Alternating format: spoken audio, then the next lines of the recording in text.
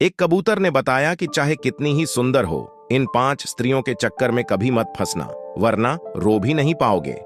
नमस्कार दोस्तों, स्वागत है आपका हमारे YouTube चैनल मिस्टिकल स्टोरी ज्ञान में। आज की जानकारी आपके जीवन में बहुत काम आने वाली है। खासकर जो युवा वर्ग के लोग हैं, उनके लिए तो ये जानकारी बहुत ही महत्वपूर्ण है, क्योंकि अधिकतर स्त्रियों के झांसे में युवा लोग ही फंसते हैं। दोस्तों, आज की कहानी बहुत ही ज्ञानवर्धक होने वाली है, इसलिए आप सभी से अनुरोध है कि कहानी के अंत तक इस वीडियो में बने रहें। दोस्तों, कौन सी स्त्रियां कभी किसी की सगी नहीं हो सकती? जो भी पुरुष इन 5 लक्षणों वाली महिलाओं के प्रेम जाल में पड़ जाते हैं, तो उनका हाल वैसा ही हो जाता है जैसे चमकते दीपक के प्रेम जाल में पड़कर पतंगा नष्ट हो जाता है। तो आइए दोस्तों, बढ़ते हैं इस कहानी की ओर। दोस्तों, किसी नगर के पास एक पीपल का पेड़ था। उस पीपल के पेड़ पर एक कबूतर और एक कबूतरी रहा करते थे। कबूतर और कबूतरी में आपस में बहुत प्रेम था। दोनों एक दूसरे को छोड़कर कहीं नहीं जाती थी। भोजन करने के बाद भी उसी पीपल पर अधिकतर अपना समय गुजारते थे।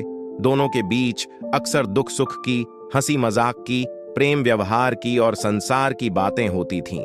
एक दिन कबूतरी ने अपने कबूतर से पूछा, हे प्राणनाथ, मेरी नजर में नारी के अपेक्षा पुरुष कुछ ज्यादा ही भोले होते हैं।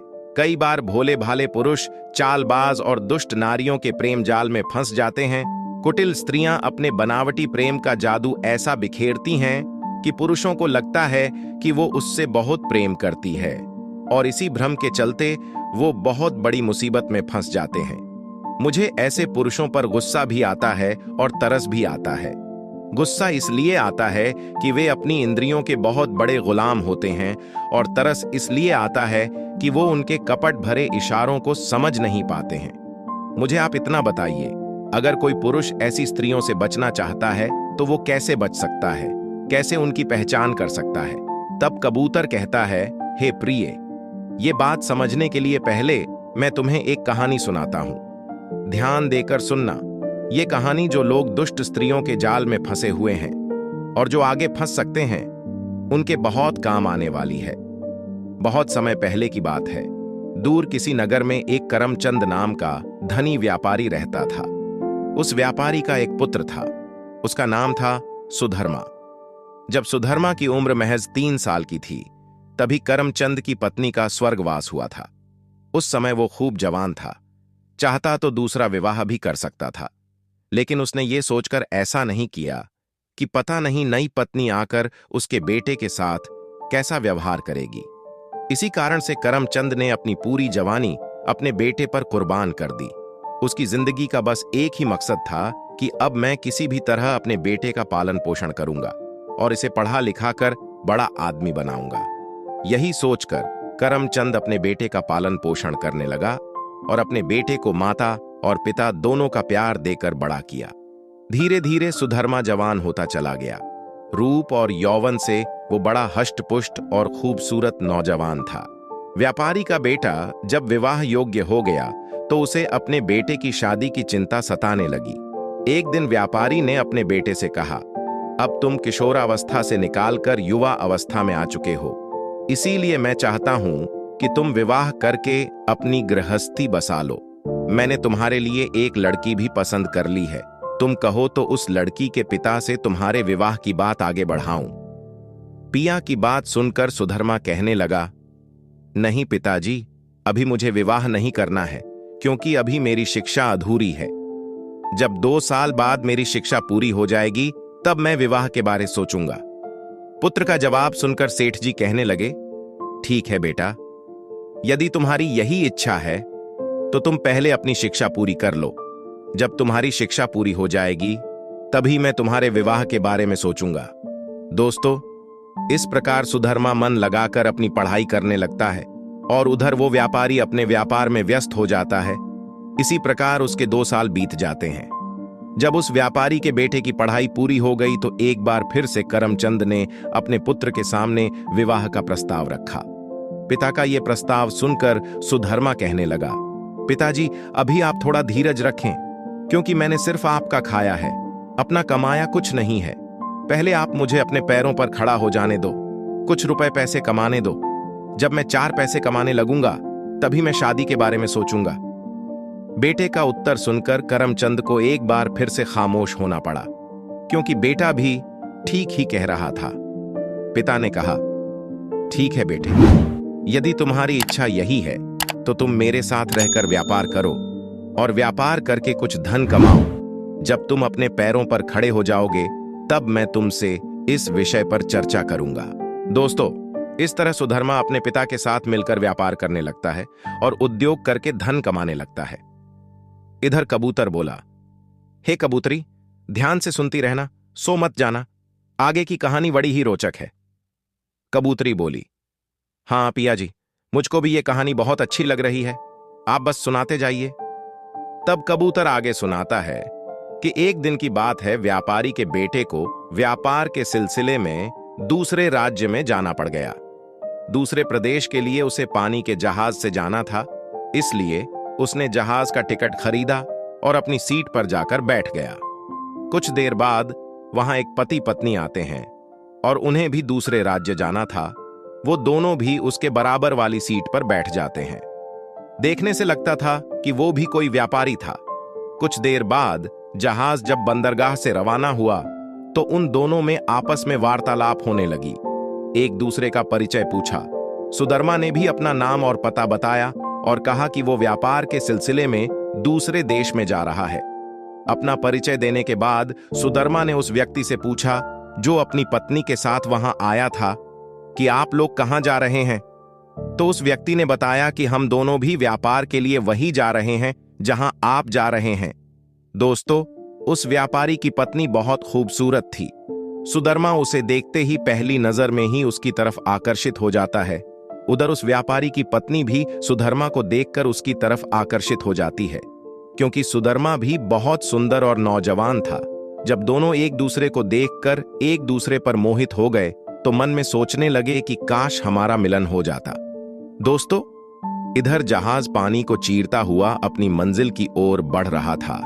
चलते चलते जब रात हो गई तो जहाज में सफर करने वाले सभी यात्रियों ने भोजन किया और भोजन करने के बाद सभी अपने अपने स्थान पर सोने के लिए चले गए। सुधर्मा भोजन करने के बाद में सोने की तैयारी करने लगता है। काफी देर तक उसने सोने का प्रयास किया, लेकिन उसे नींद नहीं आई। जब भी वो सोने के लिए आंखें बंद करता था तो उसके सामने व्यापारी की पत्नी का चेहरा आ जाता था। उधर उस व्यापारी की पत्नी का भी यही हाल था। काफी देर तक दोनों में से किसी को भी नींद नहीं आई, और कहते भी हैं कि कामी व्यक्ति को भय, नींद और भूख प्यास यह तीनों नहीं लगते हैं। सुधर्मा को जब नींद नहीं आई तो वो अपने स्थान से उठकर जहाज की दूसरी मंजिल पर टहलने के लिए चला गया और वहां खड़े होकर चारों तरफ फैले विशाल समुद्र को देखने लगता है। दोस्तों, उधर उस व्यापारी की पत्नी को भी नींद नहीं आई तो वो भी जहाज की दूसरी मंजिल पर पहुंच गई जहां सुधर्मा पहले से मौजूद था। व्यापारी की पत्नी को अपने पास आया देखकर सुधर्मा ने पूछा कि तुम यहां क्यों आई हो? मुझे तो नींद नहीं आ रही थी, इसलिए टहलने के लिए चला आया। सुधर्मा की बात सुनकर व्यापारी की पत्नी कहती है, अजी क्या बताऊं, मैंने तुम्हें जब से देखा है तब से मेरे भी अंदर बेचैनी सी होने लगी है। मेरी समझ में नहीं आ रहा है कि आखिर मेरे साथ ऐसा क्यों हो रहा है। व्यापारी की पत्नी की ऐसी बातें सुनकर सुधर्मा कहने लगा कि हाल तो मेरा भी कुछ ऐसा ही है। जब से तुमको देखा है तब से मैं भी बेचैन हूं, मेरा भी किसी काम में मन नहीं लग रहा है। उधर कबूतर पीपल के पेड़ पर बैठा हुआ कबूतरी को कहानी सुना रहा है कि हे प्रिय, वे दोनों जहाज के ऊपर वाली मंजिल पर इस तरह अपने मन की बात एक दूसरे से कह रहे थे। जब दोनों को पता लगा कि आग दोनों तरफ बराबर लगी है तो ये सुनकर दोनों बहुत प्रसन्न हो जाते हैं। पर उसके बाद जब व्यापारी की पत्नी के मन की भावना को समझ लिया तो सुधर्मा ने पूछा कि इतनी रात गए तुम हमारे पास आई हो, अगर तुम्हारे पति ने देख लिया तो वो तुम्हें बहुत डांटेगा। तब वो स्त्री कहती है कि अजी आप मेरे पति की चिंता छोड़िए, जब से मैंने तुम्हें देखा है तब से मैं तुमसे मिलने के लिए बेचैन हूं और अपने बदन की आग तुम्हारे गठीले बदन से मिटाने को तड़प रही हूं। मुझे मालूम था कि मेरा पति हमारे बीच में रोड़ा बन सकता है, इसलिए मैंने उनके खाने में नींद की गोलियां मिला दी हैं। अब वो पूरी रात आराम से सोते रहेंगे, उन्हें पता भी नहीं चलेगा कि मैं उनके पास से कब गई और कब आई। दोस्तों, उस रात वो दोनों काफी देर तक बातें करते रहे। दोनों बहुत ही प्रसन्न थे। अब तो उनका रोज का नियम बन गया था कि जैसे ही रात होती और व्यापारी सो जाता तो दोनों जहाज की दूसरी मंजिल पर आ जाते थे और वहां पर आकर एकांत में बैठकर घंटों घंटों बातें करते रहते थे। जहाज का सफर कई दिन का था। उसी मौके का फायदा उठाकर कई बार वो एक दूसरे से मिले और एक दूसरे के साथ संभोग भी करते थे। अंत में जब सिर्फ 1 किलोमीटर का सफर बाकी रह गया तो उस व्यापारी की पत्नी ने सुधर्मा से कहा कि अजी, अब तो हम दोनों यहां से बिछड़ जाएंगे, इसलिए ऐसा कोई उपाय करो जिससे हम दोनों आजीवन साथ बने रहें, क्योंकि अब मैं तुमसे अलग नहीं रहना चाहती। तुमसे अलग होकर एक एक पल बरसों सा लगता है। उस व्यापारी की पत्नी की बात सुनकर सुधर्मा कहने लगा, हे प्रिय, चाहता तो मैं भी यही हूं कि हम दोनों एक दूसरे से अलग ना हों। मैंने भी पहली नजर से तुम्हें अपने मन मंदिर में बसा लिया है, पर क्या करूं, मजबूरी है। तुम पहले से ही विवाहित हो और ऐसे में मुझे और तुम्हें जीवन भर एक साथ रहना असंभव मालूम पड़ता है। काश तुम्हारा यह पति न होता तो हम कितने आनंद में होते। दोस्तों, सुधर्मा की बात सुनकर व्यापारी की पत्नी कहती है, हे प्यारे, दुनिया में असंभव काम तो कोई भी नहीं है। यदि कोई मन में ठान ले तो क्या कुछ नहीं कर सकता। इंसान के अंदर बस करने का जुनून होना चाहिए। इस संसार में हर चीज मुमकिन है। व्यापारी की पत्नी की यह बात सुनकर सुधर्मा कहने लगा कि मैं समझा नहीं, आखिर तुम कहना क्या चाहती हो। तब व्यापारी की पत्नी कहने लगी कि मतलब तो स्पष्ट है, अगर तुम मुझे पाना चाहते हो तो किसी तरह तुम्हें मेरे पति को मुझसे दूर करना होगा। यदि तुम ऐसा करने में कामयाब हो जाते हो तो हम एक दूसरे के साथ जीवन भर निर्भय होकर के जी सकेंगे। तब सुधर्मा पूछता है, यह कैसे संभव है? तुम्हारा पति तो तुम्हें बहुत चाहता है, वो तुम्हें 1 मिनट के लिए भी छोड़ना नहीं चाहता, फिर वो तुमसे दूर कैसे जाएगा? तब उस स्त्री ने स्पष्ट रूप से जवाब दिया, अरे प्यारे, हमारे तुम्हारे मिलन में मेरा पति बाधक है। यदि मुझे पाना चाहते हो तो तुम्हें मेरे पति को रास्ते से हटाना होगा। यदि तुमने ऐसा कर दिया तो हम एक दूसरे के होकर जिंदगी के मजे लूटेंगे। उस स्त्री की बात सुनकर सुधर्मा बहुत हैरान हुआ और हैरान होते हुए बोला कि तुम्हारे कहने का मतलब है कि मैं तुम्हारे पति की हत्या कर दूं, तुम्हें पाने के चक्कर में एक मनुष्य की हत्या का पाप अपने सर पे चढ़ा लूं। तुम्हारा पति बहुत भला इंसान है, उसे मारकर मैं तुम्हें पाना नहीं चाहता। सुधर्मा के स्पष्ट मना करने पर भी वो स्त्री कहने लगी कि अजी, तुम कैसे प्रेमी हो। एक तरफ तो अपने प्यार को पाने की इच्छा भी करते हो और दूसरी तरफ बड़ा जोखम उठाने से भी डरते हो। तुम्हें पता है, अपनी प्रेमिका को पाने की खातिर कितने राजा महाराजा ने कितने बड़े बड़े युद्ध लड़े हैं और अपनी प्रेमिका को पाने के लिए लोग जमीन आसमान एक कर देते हैं, और तुमसे एक छोटा सा काम नहीं हो रहा है। उस स्त्री ने सुधर्मा को हर तरह से उकसाने का प्रयास किया, परंतु सुधर्मा वासना में डूबा होने के साथ उसने अपना विवेक नहीं खोया था। अक्सर कामी पुरुष यहीं पर गलतियां करते हैं। काम वासना में अंधे होकर वो विवेक से सुन्न हो जाते हैं। उस समय वो अपने संस्कारों को, अपने धर्म को, यहां तक कि अपने भगवान को भी भूल जाते हैं और जघन्य से जघन्य पाप करने से भी पीछे नहीं हटते। याद रखना, जो ईश्वर से अनजान होते हैं, जो लोग ईश्वर का खौफ नहीं रखते, वही लोग अपने अपराध को अंजाम देते हैं। सुधर्मा कहने लगा, प्रिय, मैं तुम्हें चाहता हूं, यह अलग बात है, परंतु प्रेम किसी को मारना नहीं सिखाता, प्रेम तो जीना सिखाता है। सुधर्मा बोला, मानव हत्या तो छोड़ो, मैं तो किसी चींटी की भी हत्या नहीं कर सकता। इधर कबूतर बोला, हे प्रिय कबूतरी। जब सुधर्मा ने ऐसा करने से मना कर दिया तो वो स्त्री सोच में पड़ गई। कुछ देर सोचने के बाद कहने लगी, ठीक है, यदि तुम ऐसा नहीं कर सकते तो कोई बात नहीं है, मैं ही कोई रास्ता निकालती हूं, पर तुम बाद में मुझे अपना तो लोगे ना? सुधर्मा बोला, यह भी कोई कहने की बात है, तुमने तो मेरे तन और मन दोनों पर अधिकार कर लिया है। तुम्हारे बिना तो अब मैं इस जीवन की कल्पना भी नहीं कर सकता। ये तुम्हारा पति किसी तरह तुम्हें अपनी मर्जी से छोड़ दे तो मैं तुम्हें अवश्य अपना लूंगा। उस व्यापारी की स्त्री ने कहा, ठीक है, मैं ही अपने पति को अपने रास्ते से हटाने का कोई मार्ग ढूंढती हूं। इस तरह दोनों ने आपस में बातचीत की और उसके बाद वो दोनों सोने के लिए चले गए।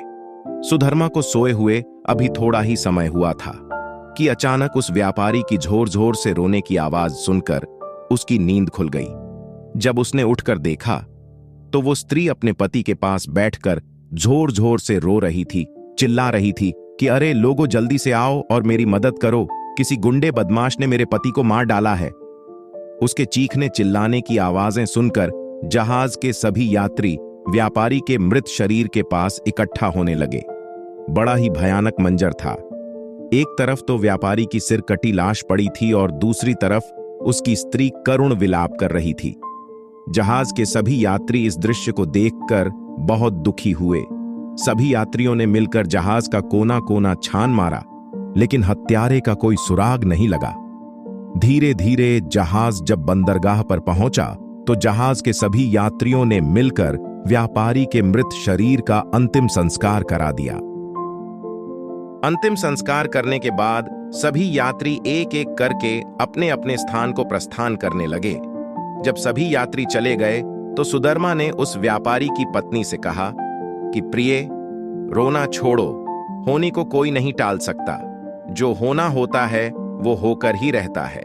उसे नहीं मालूम था कि उस व्यापारी की पत्नी ने स्वयं अपने हाथों से अपने पति को मारा है। वो कहने लगा, तुम घबराओ मत, मेरे होते हुए तुम्हें किसी भी तरह की कोई परेशानी नहीं होगी, इसलिए तुम अपना सामान उठाओ और मेरे साथ चलो। चलो कहीं चलकर रहने का ठिकाना तलाश करते हैं। इस तरह उस व्यापारी की पत्नी ने अपना सामान उठाया और सुधर्मा के पीछे पीछे चलने लगी। चलते चलते वो दोनों एक नगर में पहुंच गए और नगर में पहुंचकर उन्होंने एक सराय में ठहरने का निश्चय किया।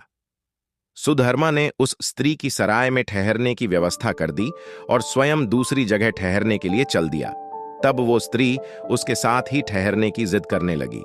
सुधर्मा ने कहा, देखो प्रिय, अभी हमारा एक साथ रहना उचित नहीं रहेगा। अगर हम एक साथ रहेंगे तो लोगों को यह लगेगा कि मैंने तुम्हें पाने के लिए तुम्हारे पति को मारा है। इसीलिए हम दोनों का अलग अलग स्थान पर ठहरना ही उचित होगा। सुधर्मा की यह बात सुनकर व्यापारी की पत्नी कहने लगी कि वो तो बात तुम्हारी ठीक है, लेकिन इस अनजान नगर में मैं अकेली कैसे रह पाऊंगी। तब सुधर्मा समझाता है कि हे प्रिय, कुछ दिन बस इंतजार कर लो, लौटते समय में तुम्हें अपने साथ ले चलूंगा, और इतना ही नहीं, अपने नगर में पहुंचते ही मैं तुम्हारे साथ विवाह कर लूंगा। दोस्तों, इस तरह वो दोनों अलग अलग सराय में अलग अलग स्थान पर ठहर जाते हैं। उस व्यापारी की पत्नी एक कामुक प्रवृत्ति की महिला थी। 2 दिन तक तो उसने किसी तरह गुजार दिए, लेकिन जैसे ही तीसरे दिन की रात हुई तो उसे काम सताने लगा। जब उसकी वासना चरम सीमा पर पहुंच गई और उसकी सहन शक्ति जवाब देने लगी तो वो सुधर्मा के पास पहुंच गई। वो तो पहले से ही तन मन से मिले हुए थे। उस रात दोनों के शरीर फिर से मिले, लेकिन इस बार उन्हें किसी का डर नहीं था। जब दोनों के बीच संभोग हुआ तो चंचला बहुत आनंदित हुई और उसी आनंद के अतिरेक में आकर उसने सुधर्मा को बता दिया कि उस रात मैंने ही अपने पति की हत्या की थी। व्यापारी की पत्नी के मुंह से ये बात सुनकर सुधर्मा सुन्न रह जाता है। वो व्यापारी की पत्नी की बात सुनकर अंदर तक कांप गया। उसे विश्वास नहीं हो रहा था कि कोई स्त्री इतना भी गिर सकती है। किसी ने सच कहा है कि काम वासना में अंधे लोग अपने परिवार के व्यक्ति की मृत्यु भी देख सकते हैं, समाज की निंदा भी सह सकते हैं, परिवार का विनाश भी कर सकते हैं। दोस्तों, व्यापारी की पत्नी की बात सुनकर सुधर्मा सोचने लगा कि जिस पति के साथ उसने अग्नि के साथ फेरे लिए थे, अग्नि को साक्षी मानकर जो कसम खाई थी, जब ये स्त्री उस पुरुष की होकर नहीं रही तो मेरी क्या हो पाएगी। यदि कल को इसे मेरे से भी अच्छा कोई नौजवान मिल गया तो यकीनन ये मेरा भी कत्ल कर देगी। काफी सोच विचार के बाद सुधर्मा इस निश्चय पर पहुंचा कि ऐसी निर्दयी और अय्याश स्त्री से तो पीछा छुड़ाने में ही भलाई है। यदि समय रहते मैंने इससे छुटकारा नहीं पाया तो ये मुझे कहीं का नहीं छोड़ेगी। दोस्तों, उसी रात जब वो व्यापारी की पत्नी सो गई तो सुधर्मा दबे पांव सराय से निकला और अपने नगर वापस लौट गया। सुबह जब उस स्त्री की आंख खुली तो उसने देखा कि उसका प्रेमी तो वहां है ही नहीं। फिर उसने उसे खूब तलाश किया, मगर उसका कोई पता नहीं चला। कबूतर बोला, है कबूतरी, ऐसी स्त्रियां कभी किसी के साथ मरती नहीं हैं, बल्कि वो नए नए पुरुषों में अपना मन रमा लेती हैं। जैसे समुद्र नदियों से नहीं अघाता, जैसे आग लकड़ियों से नहीं अघाती, जैसे मृत्यु जीवों से नहीं अघाती, उसी तरह ऐसी नारियां भी कभी पुरुषों से नहीं अघाती। दोस्तों, स्त्रियां हंसते को हंसकर, रोते को रोकर और क्रोधी को मीठे वचन बोलकर अपने वश में कर लेती हैं। कहते हैं, भवों को नचाना, आंखों को मारना, रसीली बातें करना, लज्जा से सिमट जाना और खिलखिलाकर उठना, और मंद चाल से मटक मटक कर चलना और फिर रुक जाना, ये सब अदाएं स्त्रियों के आभूषण भी हैं और तीर तलवार से ज्यादा घातक हथियार भी। इनसे किया गया वार कभी खाली नहीं जाता। जिसके ऊपर चल गया वो बेचारा बेमौत मर जाता है। इस कहानी से शिक्षा की बात करें तो ये कहानी हमें सीखती है कि चालबाज स्त्रियों के झांसे में आकर कभी कोई गलत कदम नहीं उठाना चाहिए, क्योंकि आपका एक गलत कदम आपके जीवन को तहस नहस कर सकता है। दूषित मन वाली स्त्रियां बातें किसी और से बनाती हैं, देखती किसी और को हैं और मन में किसी और के बारे में सोचती हैं। यह पता लगा पाना बहुत मुश्किल है कि उनका प्रेम, उनका प्रिय कौन है।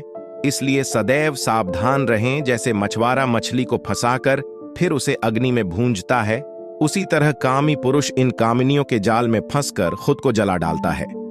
यदि किसी महिला में ये 5 लक्षण दिखाई दे तो ऐसी स्त्री से तुरंत सावधान हो जाना चाहिए, क्योंकि ऐसी स्त्रियां कभी किसी की सगी नहीं होती, और जो भी पुरुष इन 5 लक्षण वाली स्त्रियों से दिल लगाते हैं तो उनका हाल वैसा ही हो जाता है जैसा अग्नि के मोह में पड़कर पतंगे का होता है। तो आइए दोस्तों, जानते हैं उद्दुष्ट औरतों के 5 लक्षण।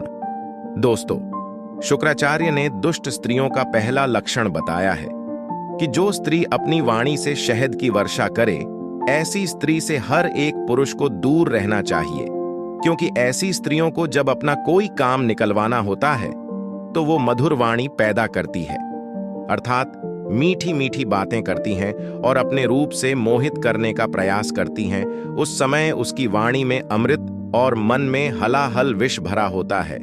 अगर कोई पुरुष ऐसी स्त्रियों के हाव भाव देखकर ऐसा समझने की भूल करता है कि वो स्त्री उससे प्रेम करती है अथवा उस पर मोहित है, तो उससे बड़ा मूर्ख इस संसार में कोई नहीं है, क्योंकि ऐसी स्त्रियां कभी किसी से सच्चा प्रेम नहीं कर सकती। यह तो केवल प्रेम करने का दिखावा करती हैं। इसलिए हर एक बुद्धिमान पुरुष को उन स्त्रियों से सावधान रहना चाहिए। दूसरा लक्षण है कि जो स्त्रियां स्वार्थी होती हैं, ऐसी स्त्रियों से भी दूर रहना चाहिए, क्योंकि उनके अंदर छल कपट कूट कूट कर भरा होता है। ऐसी महिलाएं सीधे साधे पुरुष को अपने मोह जाल में फंसाकर उनके साथ विश्वासघात करती हैं। हर पुरुष को चाहिए कि ऐसी महिलाओं की परछाई से भी दूर रहें। तीसरा लक्षण है कि यदि कोई स्त्री कठोर हृदय वाली है तो ऐसी स्त्री से भी कभी प्रेम या मित्रता नहीं करनी चाहिए, क्योंकि एक निर्दयी स्त्री अपनी वासनाओं और आकांक्षाओं को पूरा करने के लिए किसी भी हद तक जा सकती है। ऐसी स्त्रियां अपनी इच्छा पूरी करने के लिए किसी का भी गला घोंट सकती हैं। अगर कोई व्यक्ति ऐसी स्त्री से प्रेम करने लगता है जिसे उसकी बिल्कुल भी परवाह नहीं है, तो वो पुरुष अत्यंत ही मूर्ख है और उसका विनाश होना निश्चित है। चौथा लक्षण है, जो स्त्री ढोंगी हो, ढोंग करने का नाटक करती हो, अभिनय करने वाली हो, तो ऐसी स्त्रियों से भी पुरुषों को दूर रहना चाहिए, क्योंकि ऐसी स्त्रियां अपने फायदे के लिए स्वांग रचती हैं, और जो व्यक्ति इनके मन को नहीं समझ पाता है उनके मोह जाल में फंस जाता है। तो ऐसी स्त्रियां उस व्यक्ति का सर्वनाश कर देती हैं। जो पुरुष ऐसी स्त्रियों के बहकावे में आकर इनकी बातों पर विश्वास करता है, उसका शीघ्र ही विनाश हो जाता है। यदि किसी स्त्री में ऐसे लक्षण दिखाई दें तो ऐसी महिला से दूरी बना लेनी चाहिए। पांचवां और अंतिम लक्षण यह है कि कोई स्त्री बहुत ही ज्यादा घमंडी है, तो ऐसी घमंडी महिलाओं से भी हर पुरुष को दूर रहना चाहिए, क्योंकि घमंडी महिलाएं अपने रूप और यौवन के सामने हर किसी को तुच्छ समझती हैं। जो पुरुष ऐसी स्त्रियों से प्रेम करता है वो उनका दास बनकर रह जाता है और जीवन भर दुख झेलता है। कहते हैं, यदि किसी महिला में बताए हुए 5 लक्षणों में से कोई एक लक्षण भी दिखाई दे तो तुरंत ही सतर्क हो जाना चाहिए। यदि कोई पुरुष इन लक्षणों को देखकर ऐसी स्त्रियों से प्रेम और मित्रता करता है तो उससे बड़ा मूर्ख इस संसार में कोई नहीं है। कबूतर बोला, हे प्रिय, इन लक्षणों की परख रखने वाला व्यक्ति अपने आप को कुछ हद तक मुसीबत में पड़ने से बचा सकता है। वैसे तो कहते हैं कि नारियों के अच्छी तरह से रचाए गए दंभ का पार ब्रह्मा भी समझने में असमर्थ रहे, मनुष्य की तो औकात ही क्या है। तो दोस्तों, ये कहानी आपको कैसी लगी कमेंट सेक्शन में जरूर बताएं। मिलते हैं आपसे अगली वीडियो में एक और ज्ञान चर्चा के साथ। तब तक के लिए आप सबका बहुत बहुत धन्यवाद। नमस्कार।